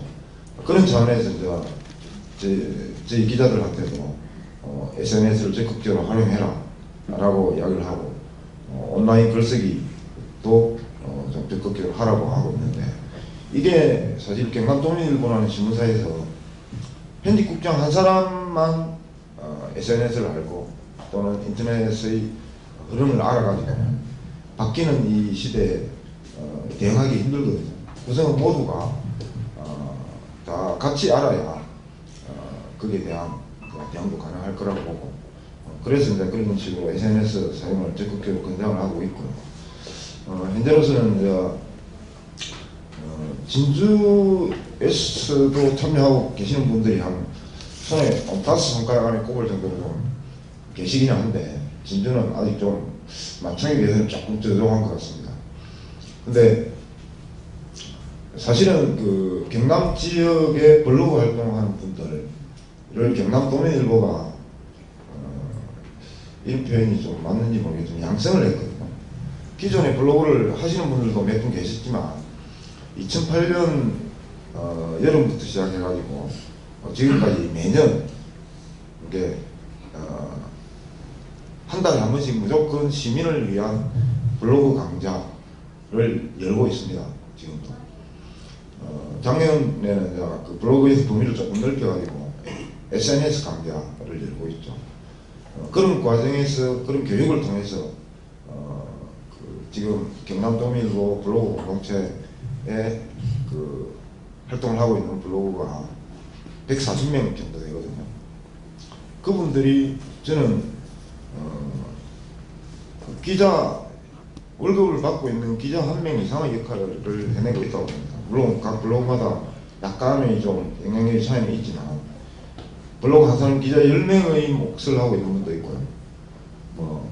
0.5명의 역할밖에 못하는 분도 있긴 하지만 그걸 평균으로 합산하면 그렇다고 생각하는데 저는 이 경남도민일보가 단순히 블로그들하고 협업을 하면 도민일보하고도 도움이 되는 부분들이 분명히 있습니다. 그게 이제 책의 그 내용으로 있는데 그것도 중요하지만 저는 이 지역사회 언론의 궁극적인 목표는 지역사회를 좀 더 그 나은 사회로 바꾸려고 하는 데 있다고 생각을 하거든요. 그렇게 그걸 목표로 둔다면 좀 시민들을 적극적으로 교육시키는 역할도 언론사에서 좀 해야 된다고 생각을 해요. 그래서 진주 지역에 저희들 사무실이 있지 않아서 좀 안타까운데 예를 들어서 글짓 제작사하고 저희들하고 좀 제휴를 해가지고 진주 시민들을 위한 SNS 강좌, 교육 이런 프로그램을 운영할 수도 있다고 저는 보거든요. 그래서 저는 여기 모이신 분들 정도의 숫자만 그 블로그를 좀 적극적으로 운영을 하면서 사회적으로 목소리를 내기 시작하면 우리 지역사회가 아주 빠른 속도로 바꿔낼 수 있다고 봅니다. 예전에 예를 들어서 그런 게 있잖아요. 강민아 의원 같은 경우에 저번에 나경원 의원이 와서 1등 신부감 어떠고 저쩌고 한 소리 있다 아닙니까? 그걸 블로그에 하나 써가지고 전국에 다 난리가 났잖아요. 그렇지 않습니까? 그런 것처럼 예를 들어 강민아 의원께서 시의원으로서 그 의회 안에서 5분 발언으로 그 이야기를 하겠습니까? 그거는 그 5분 발언 대상이 안 되잖아요. 근데 블로그를 통해서 충분히 그런 식으로 전국 이슈화를 할 수 있거든요. 그러니까 우리 사회를 향해서 뭔가 사회적인 발언을 하고 싶어 하는 사람들이 블로그를 적극적으로 활용하기 시작한다면 한국 사회는 아주 빨리 바뀔 수 있다고 생각합니다. 그래서 저는 2008년부터 그 10만 블로그 양병설을 제가 주장하는 사람인데 근데 저는 진주 지역에서도 좀 SNS 그 중에서도 특히 블로그 우리가 흔히 이제 SNS라고 하면 트위터하고 페이스북 정도를 생각하는데 원래 SNS 원조가 블로그거든요. 그 트위터도 처음에 소개될 때는 그 마이크로 블로그라고 소개가 됐습니다. 실제로 마이크로 블로그이기도 하고요. 그래, 대표적인 SNS 도구라고 하면은 블로그, 트위터, 페이스북 이렇게 세 가지인데요. 세 가지가 다 특성이 있어요. 페이스북은 오프라인에서도 이미 아는 사람들끼리, 그야말로 아는 사람들끼리 잡담 나누고 대화 나누고 이런 장소고요. 트위터는 익명의 많은 사람들한테, 불특정 다수한테 좀 더 개인적인 이야기보다는 공적인 사회적 발언을 좀 많이 하는 거거든요. 근데 트위터와 페이스북의 두 가지의 특징은 이 뭐랄까 어떤 확산이라든지 유통이라든지 이런 거에는 효과적일 수 있는데요. 저장성과 기록성이 없거든요. 그래서 휘발성이 너무 높아요. 트위터에 한번 날린 글은 한 몇 분만 지나버리면 날아가 버려요. 없어요. 더 이상 기록되어 있지 않아요. 트위터에 내가 쓴 글도 옛날에 내가 쓴 것도 찾아보려면 내가 쓴 글도 잘 못 찾아요. 페이스북도 마찬가지고요. 그래서 페이스북과 트위터는 또 검색 기능도 굉장히 취약하기 때문에 트위터나 페이스북은 자기들이 찾아주고 싶은 것만 찾아주거든요. 검색어 넣고 키워드 넣고 하면 내가 찾고자 하는 게 안 나와요. 그래서 트위터, 페이스북은 콘텐츠를 유통시키는 도구일 뿐이지 콘텐츠를 생산하는 도구는 절대 안 되거든요. 그러면은 콘텐츠를 생산하고 기록하고 저장하는 매체는 블로그만한 도구가 아직까지 인류 사회에서 발명된 게 없어요. 그래서 블로그를 통해서 콘텐츠를 생산하고 그 생산된 콘텐츠를 트위터나 페이스북을 통해서 유통시키는 식의 전략을 써야 되는 거지. 페이스북이 SNS의 전부다. 그러면 트위터가 SNS의 전부다. 트위터, 페이스북 두 개 다 하고 있으면 나는 SNS 상당히 능란하게 잘하는 사람이다 이렇게 생각하면 안 됩니다. 블로그를 해야 진정한 SNS를 활용한다고 볼 수 있거든요. 그래서 진주에서도 저는 좀 여기 모이신 분들부터 블로그에 좀 관심을 가지고 그 SNS 시민을 위한 SNS 강좌 이런 것들이 좀 조직되면 좋겠다 이런 바람을 갖고 있습니다. 네, 마지막으로 이제 오늘 이 도민일보가 진주에서 뭔가 행사를 한 게 있었던지 제 기억이 잘 안 나는데 오늘 국장님 어떤 그 강연에 저자와 이 행사가 되기로 해가지고 사실은 도민일보가 이제 그 창원진의 마산 쪽에는 상당히 이제 영향력 있고 또 도전처로도 영향이 있는데 신뢰도는 제가 볼 때는 이제 굉장히 높다 생각하는데 진주 사람들 같은 경우에는 도민일보 독자층이 많이 얇은 걸로 알고 있습니다. 그러니까 진주 지역을 어떤 서부 경남 쪽을 에 대한 어떤 그 독자 확장 내지는 공략 이런 부분들 계획이 혹시 하시는지 예. 솔직히 말씀드려서 오늘 이 자리도 좀 어떻게 보면 좀 근영남 기자하고 저하고 좀 의도를 가지고 그 작전을 한 자리라고 볼 수 있는데 제가 어쨌든 근영남 기자한테 좀 적극적으로 진주 지역 독자들하고 한번 만날 수 있는 그런 기회가 있으면 좋겠다 하는 이야기를 했고 마침 또 근영남 기자가 김군미 소장님하고 또 좀 서로 뜻이 통해가지고 이런 자리가 마련된 것 같고요. 제가 굳이 진주에서 이런 자리가 있으면 좋겠다고 생각한 것은 진주 지역 독자들이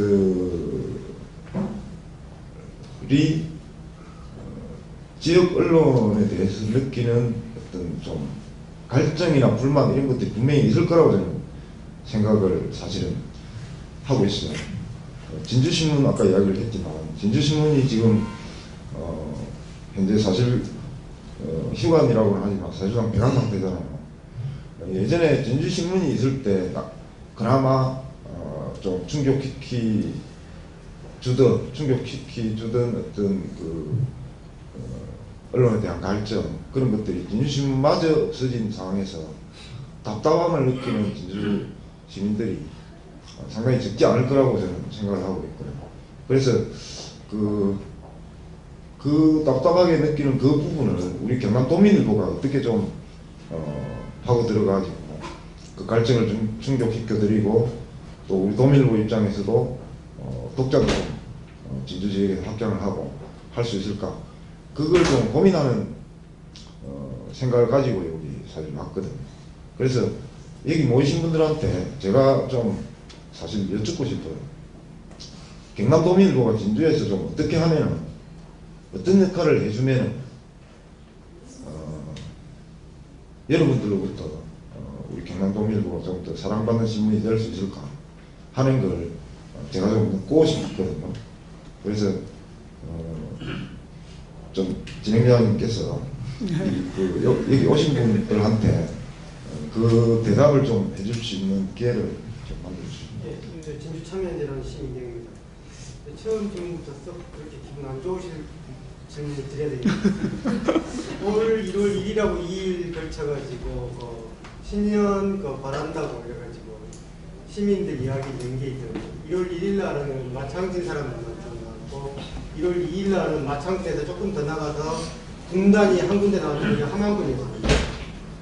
그래서 경남도민들이 바란다, 도시사회한테 바란다 이래가지고 경남도민일보에서 경남도민들 인터뷰 딴 게 12명인가? 10몇 명 되는데 그게 전부 다 마찬가지고 함안 사람들이죠. 그 다른 경남 동부지역이나 서부지역 사람들은 한 명도 거기 이야기가 안 나왔다. 그래서 저는 그때 올해 1월 1일, 2일 신문을 보면서 과연 경남도민일보라고 말하는 게 맞나 아니면 창원시민일보라고 바꿔야 되지 않나 그런 생각을 좀 했었습니다. 그러니까 방금 편집장님께서 그런 말씀을 하시니까 오히려 좀 개인적으로 좀 그러는 게 경남도민일보가 경남 지역에 물론 다른 경남 지역을 기반으로 한 신문들보다는 여러 이야기들을 많이 실습니다만 실제로 올해 1월달에 있었던 그런 참사를 봤을 때 저는 굉장히 붕괴를 했었거든요. 참사라고 생각을 하고 있었고 뭐 마창진 사람들 말고는 경남도민이 아닌가 이상한 생각을 했기 때문에 그런 상황인 걸 어떻게 좀 극복을 해야 되지 않겠는가라는 생각을 좀 하고 그 상황은 이후에 어떻게 대처를 하실 건지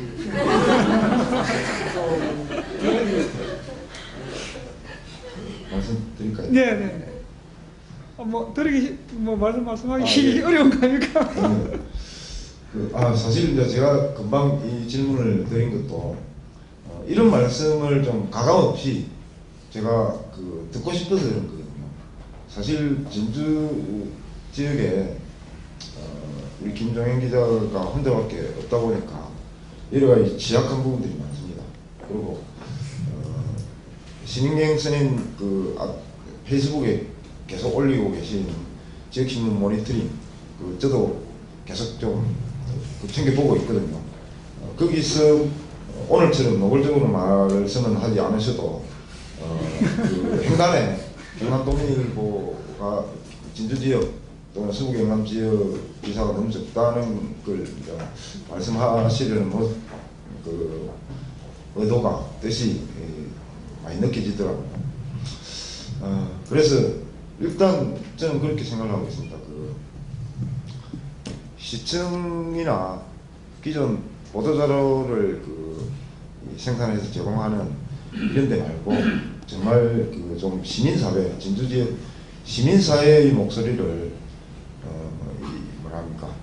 네트워킹을 잘해가지고 그걸 지금보다 좀 많이 늘릴 수 있도록 그런 것부터 좀 시작을 해야 되지 않나 이런 생각을 하고 있고요.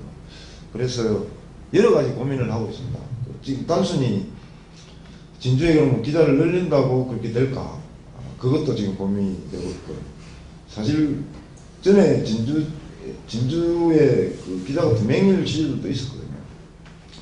그때도 썩 그렇게 진주의 기사가 많이 또는 사실 또 기사를 많이만 쓴다고 해서 좋은 건 아닙니다. 기자가 기사 건수만 많이 쓰려면 자기한테 들어온 보도자료 다 써가고 다 보내면 되거든요. 근데 건수만은 문제가 아니라 정말 좀 그 지역사회에 좀 의미가 있는 지역 시민들한테 진짜 정보가 되는 그런 그 기사를 써야 되는데 그런 부분을 어떻게 할지 지금 고민을 하고 있거든요. 그래서 사실 제 고민은 일단을 조금만 밝히드리자면은 진주를 보도 권역으로 하는 별도의 매체, 이게 예를 들어서 경남도민일보가 그냥 그 이름은 진주신문 그대로 뭐 쓰지는 쓸 수 있을지 없을지는 모르겠지만 그 진주신문이라는 주간지를 경남도민일보가 하나 만들어 보면 어떨까 이런 생각도 하고 있고요. 종이신문으로서의 주간지보다는 오히려 어떻게 보면은 그 인터넷 신문, 진주 지역을 권역으로 하는 인터넷 신문을 만들어 보면 어떨까 이런 고민도 좀 하고 있고, 뭐 하여튼 그 지역의 인력을 보강하는 문제를 포함해서 이런저런 고민들을 지금 하고 있는 중입니다. 그래서 이 자리에서 신명 선생님처럼 좀 허심탄회하게 경남도민일보가 단지 이제 진주 쪽 기사가 적다, 그리고 신년 그 뭐 바란다 기사에서 진주 사람이 너무 없더라, 마찬기획 중심이더라, 이런 것도 물론 중요하고 그 외에도 도민일보에 대해서 불만이라든지 좀 지적하실 부분들이 많이 있을 것 같습니다. 그런 부분을 좀 그냥 기탄 없이 말씀을 해주시면 제가 소중히 그걸 받아서 제가 고민하고 있는 부분과 연결시켜서 좀 어떤 그 결과물을 만들어낼 수 있도록 그렇게 하려고 있습니다. 표동사는 이기동입니다. 아무래도 이제 지금 이런 자리에서 이 말씀을 드려야 제가 이제 서로 도민일보와 좀 화해를 할까 싶은 생각이 드네요. 불편할 수도 있습니다. 마찬가지로. 네. 뭐냐 하면 도민일보를 구독을 하다가 끊었습니다. 그게 언제냐 하면 그 진주의 혁신도시와 마창지역의 논리, 그 다음에 창원이 아닙니까? 준혁신도시 논리가 서로 부딪혔어요.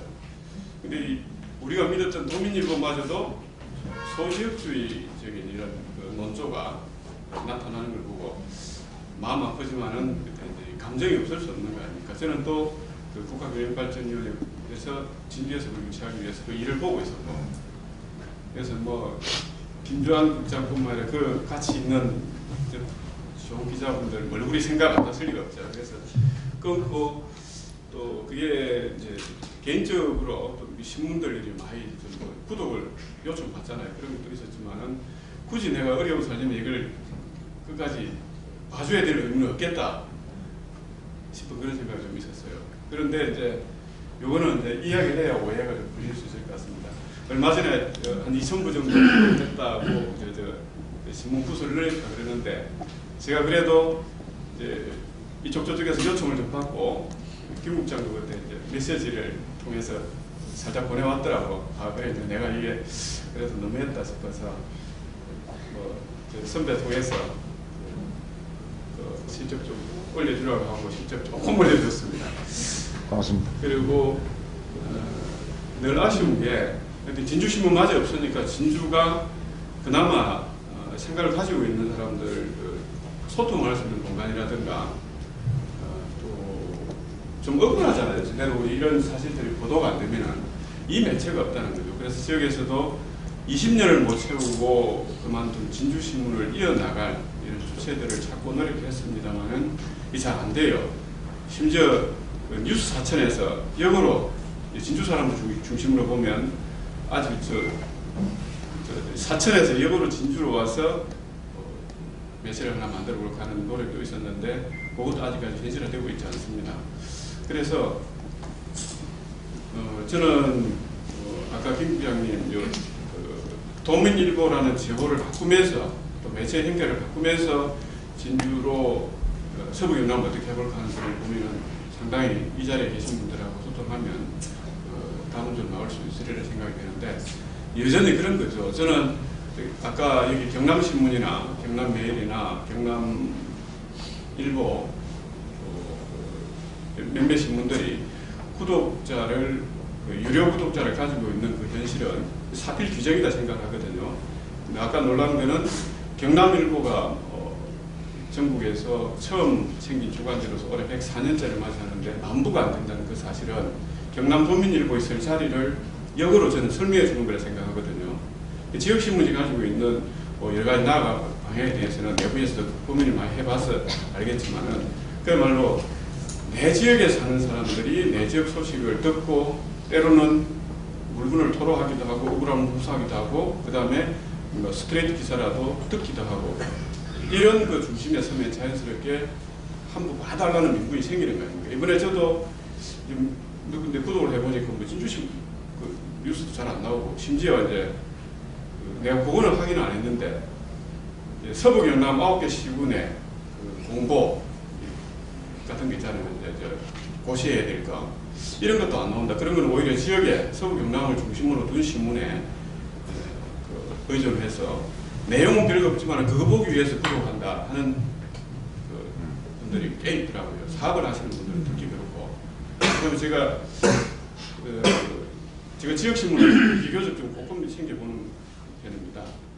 어제 경남도 인사가 났는데 요 경남일보가 어떤 매체이 뭐 객관적으로 자기들 공개해 놓은 거니까 하는데 부단체장 인사는 도에서 하는데 도지사가 하는데 공교롭게도 저기 양산도 부단체장 인사가 났는데 경남일보는 서부 경남만 그 인사 프로필 서로 실어놨더라고요. 아 서로 시장이 따로 있구나 싶더라고요. 그런데 도민일보는 그런 생활상, 자기 사업상, 여건상 봐야 될 이 매체보다 좀 가치나 지향이나 비전 이게 분명히 토대가 있는 신문이 아닌가 그런 생각이 들거든요. 그런 쪽으로 하면 탄탄한 독자층 그리고 그 독자들이 다시 독자를 재생산할 수 있는 명분도 되고 그렇게 이제 탄탄한 독자층이 있다 보면 오히려 그게 큰 기반이 될 것 같다. 블로그 말씀도 하셨는데 그런 기반 속에서 나와야지 쌈박한 아이디어 하나 가지고 이게 극복될 거다 이렇게 생각하시는 건 아니지 않습니까? 그래서 뭐 그런 점에서 오늘 이 계기를 해서 모이신 분들로 출발해서 해나가면 명분과 다음에 이제 확산해 나가는데 도움이 되지 않을까 싶은 생각이 듭니다. 근데 모르겠습니다. 제가 기억이 좀 구체적이진 않지만 그 존해킨 도시 논란 당시에 그 당시 존해킨 도시를 만든 그 이름을 만들어내 가지고 그 한 사람이 땡깡 군의사람이 김태호 아닌가요? 네. 근데 저는 이기동 선생님이 조금 좀 오해를 하시지 않나 하는 생각이 들어요. 왜냐하면 저희 신문이 위치해 있는 곳이 마산입니다. 그럼에도 불구하고 김태호가 준 핵심 도시라는 그 이름을 지어내갖고 꼼수 쓰는 걸 제일 강하게 비판한 신문이 우리 경남도민일보였습니다. 그거는 아무리 제가 좀 몇 년 된 거지만 그 당시 보도된 준 핵심 도시 관련 기사를 인터넷에서 다 검색해가지고 그 준 핵심 도시라는 키워드를 검색해갖고 경남일보, 경남신문, 도민일보 비교를 해보면 명백히 아마 나타날 거라고 저는 생각을 하거든요. 그리고 저희들이 이제 제일 사실 경남도민일보가 내부에서도 경계하고 있는 것이 이런 소지역주의 부분입니다. 사실은. 물론 예를 들어서 그런 노력에도 불구하고 이기동 선생님이 이제 그렇게 보실 수도 있다는 부분은 인정을 하거든요. 그런데 이제 예를 들어서 저번에 김학규 지사가 있을 때 진해 부산 진해 신항 이름 명칭 문제로 막 부산하고 싸움이 붙을 때도 경남 지역의 모든 신문 방송사는 부산과 이렇게 딱 각을 지어가지고 김태호가 막 그 진해 신항 이름에 진해를 꼭 넣어야 된다고 주장을 하는 걸 철저하게 이제 이렇게 대변해주는 그런 역할을 했던 반면에 경남도민일보는 안 그랬습니다. 경남도민일보는 이 이름 명칭 갖고 우리가 갖고 올 실익이 뭐냐 이런 기사를 막 썼거든요. 해보니까 다 거짓말이더라고요. 왜냐하면 부산신항이 아니고 부산 진해신항이 된다고 해서 경남도가 거둘 수 있는 지등록세 액수가 더 많아지는 것도 아니고 컨테이너세는 어차피 국세고요. 국세이기 때문에 이름 명칭하고 아무 관계없이 그냥 지자체로 들어오는 것도 아니고 돈하고는 아무 관계 없는 걸 가지고 이 도지사가 호도를 하고 있더라고요. 도민들을 속이면서 막 그런 식으로 감정 대립을 막 만들고 있더라고요. 그러면서 그 당시 오거돈 맞나? 그 해양수산부 장관 화행식도 하고 이랬다니까. 노무현, 문재인, 오거돈 이 세 사람 그리고 허수아비를 세워놓고요. 불을 질러 태우고 이랬거든요. 그 완전 볼 때렸습니다. 그걸 제일 우리가 강하게 비판하는 신문이 우리였거든요.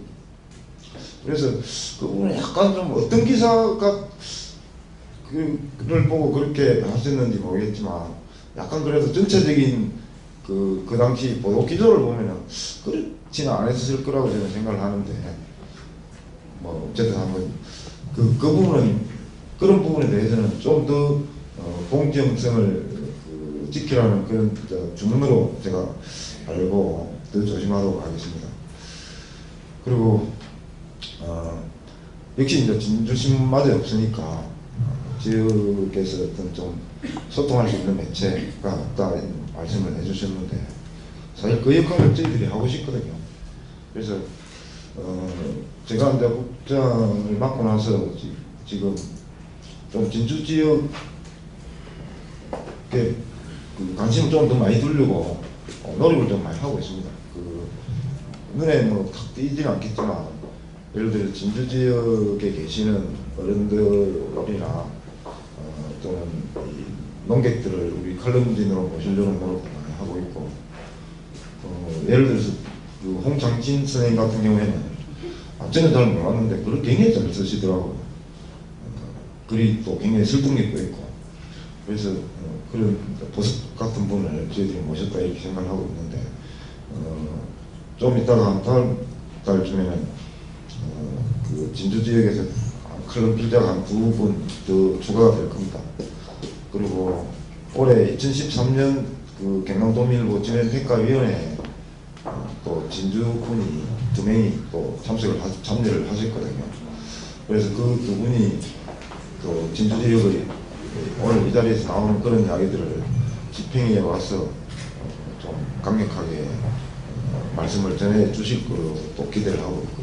그 뒤에 책을 SNS도 이 책을 놔뒀었는데 가져가신 분들은 책값을 지불하셔야 됩니다. 그냥 그런 게 아니고 다른 월간지 피플파워는 오늘 공짜라고 이야기합니다. 가져가셔도 되고요. 가져가신 분들은 이제 책값 내시면서 사인을 저자가 지금 할 수 있는 기회를 드리도록 하겠습니다. 네. 2시간 넘게 이렇게 진행했는데 정말 수고하셨습니다.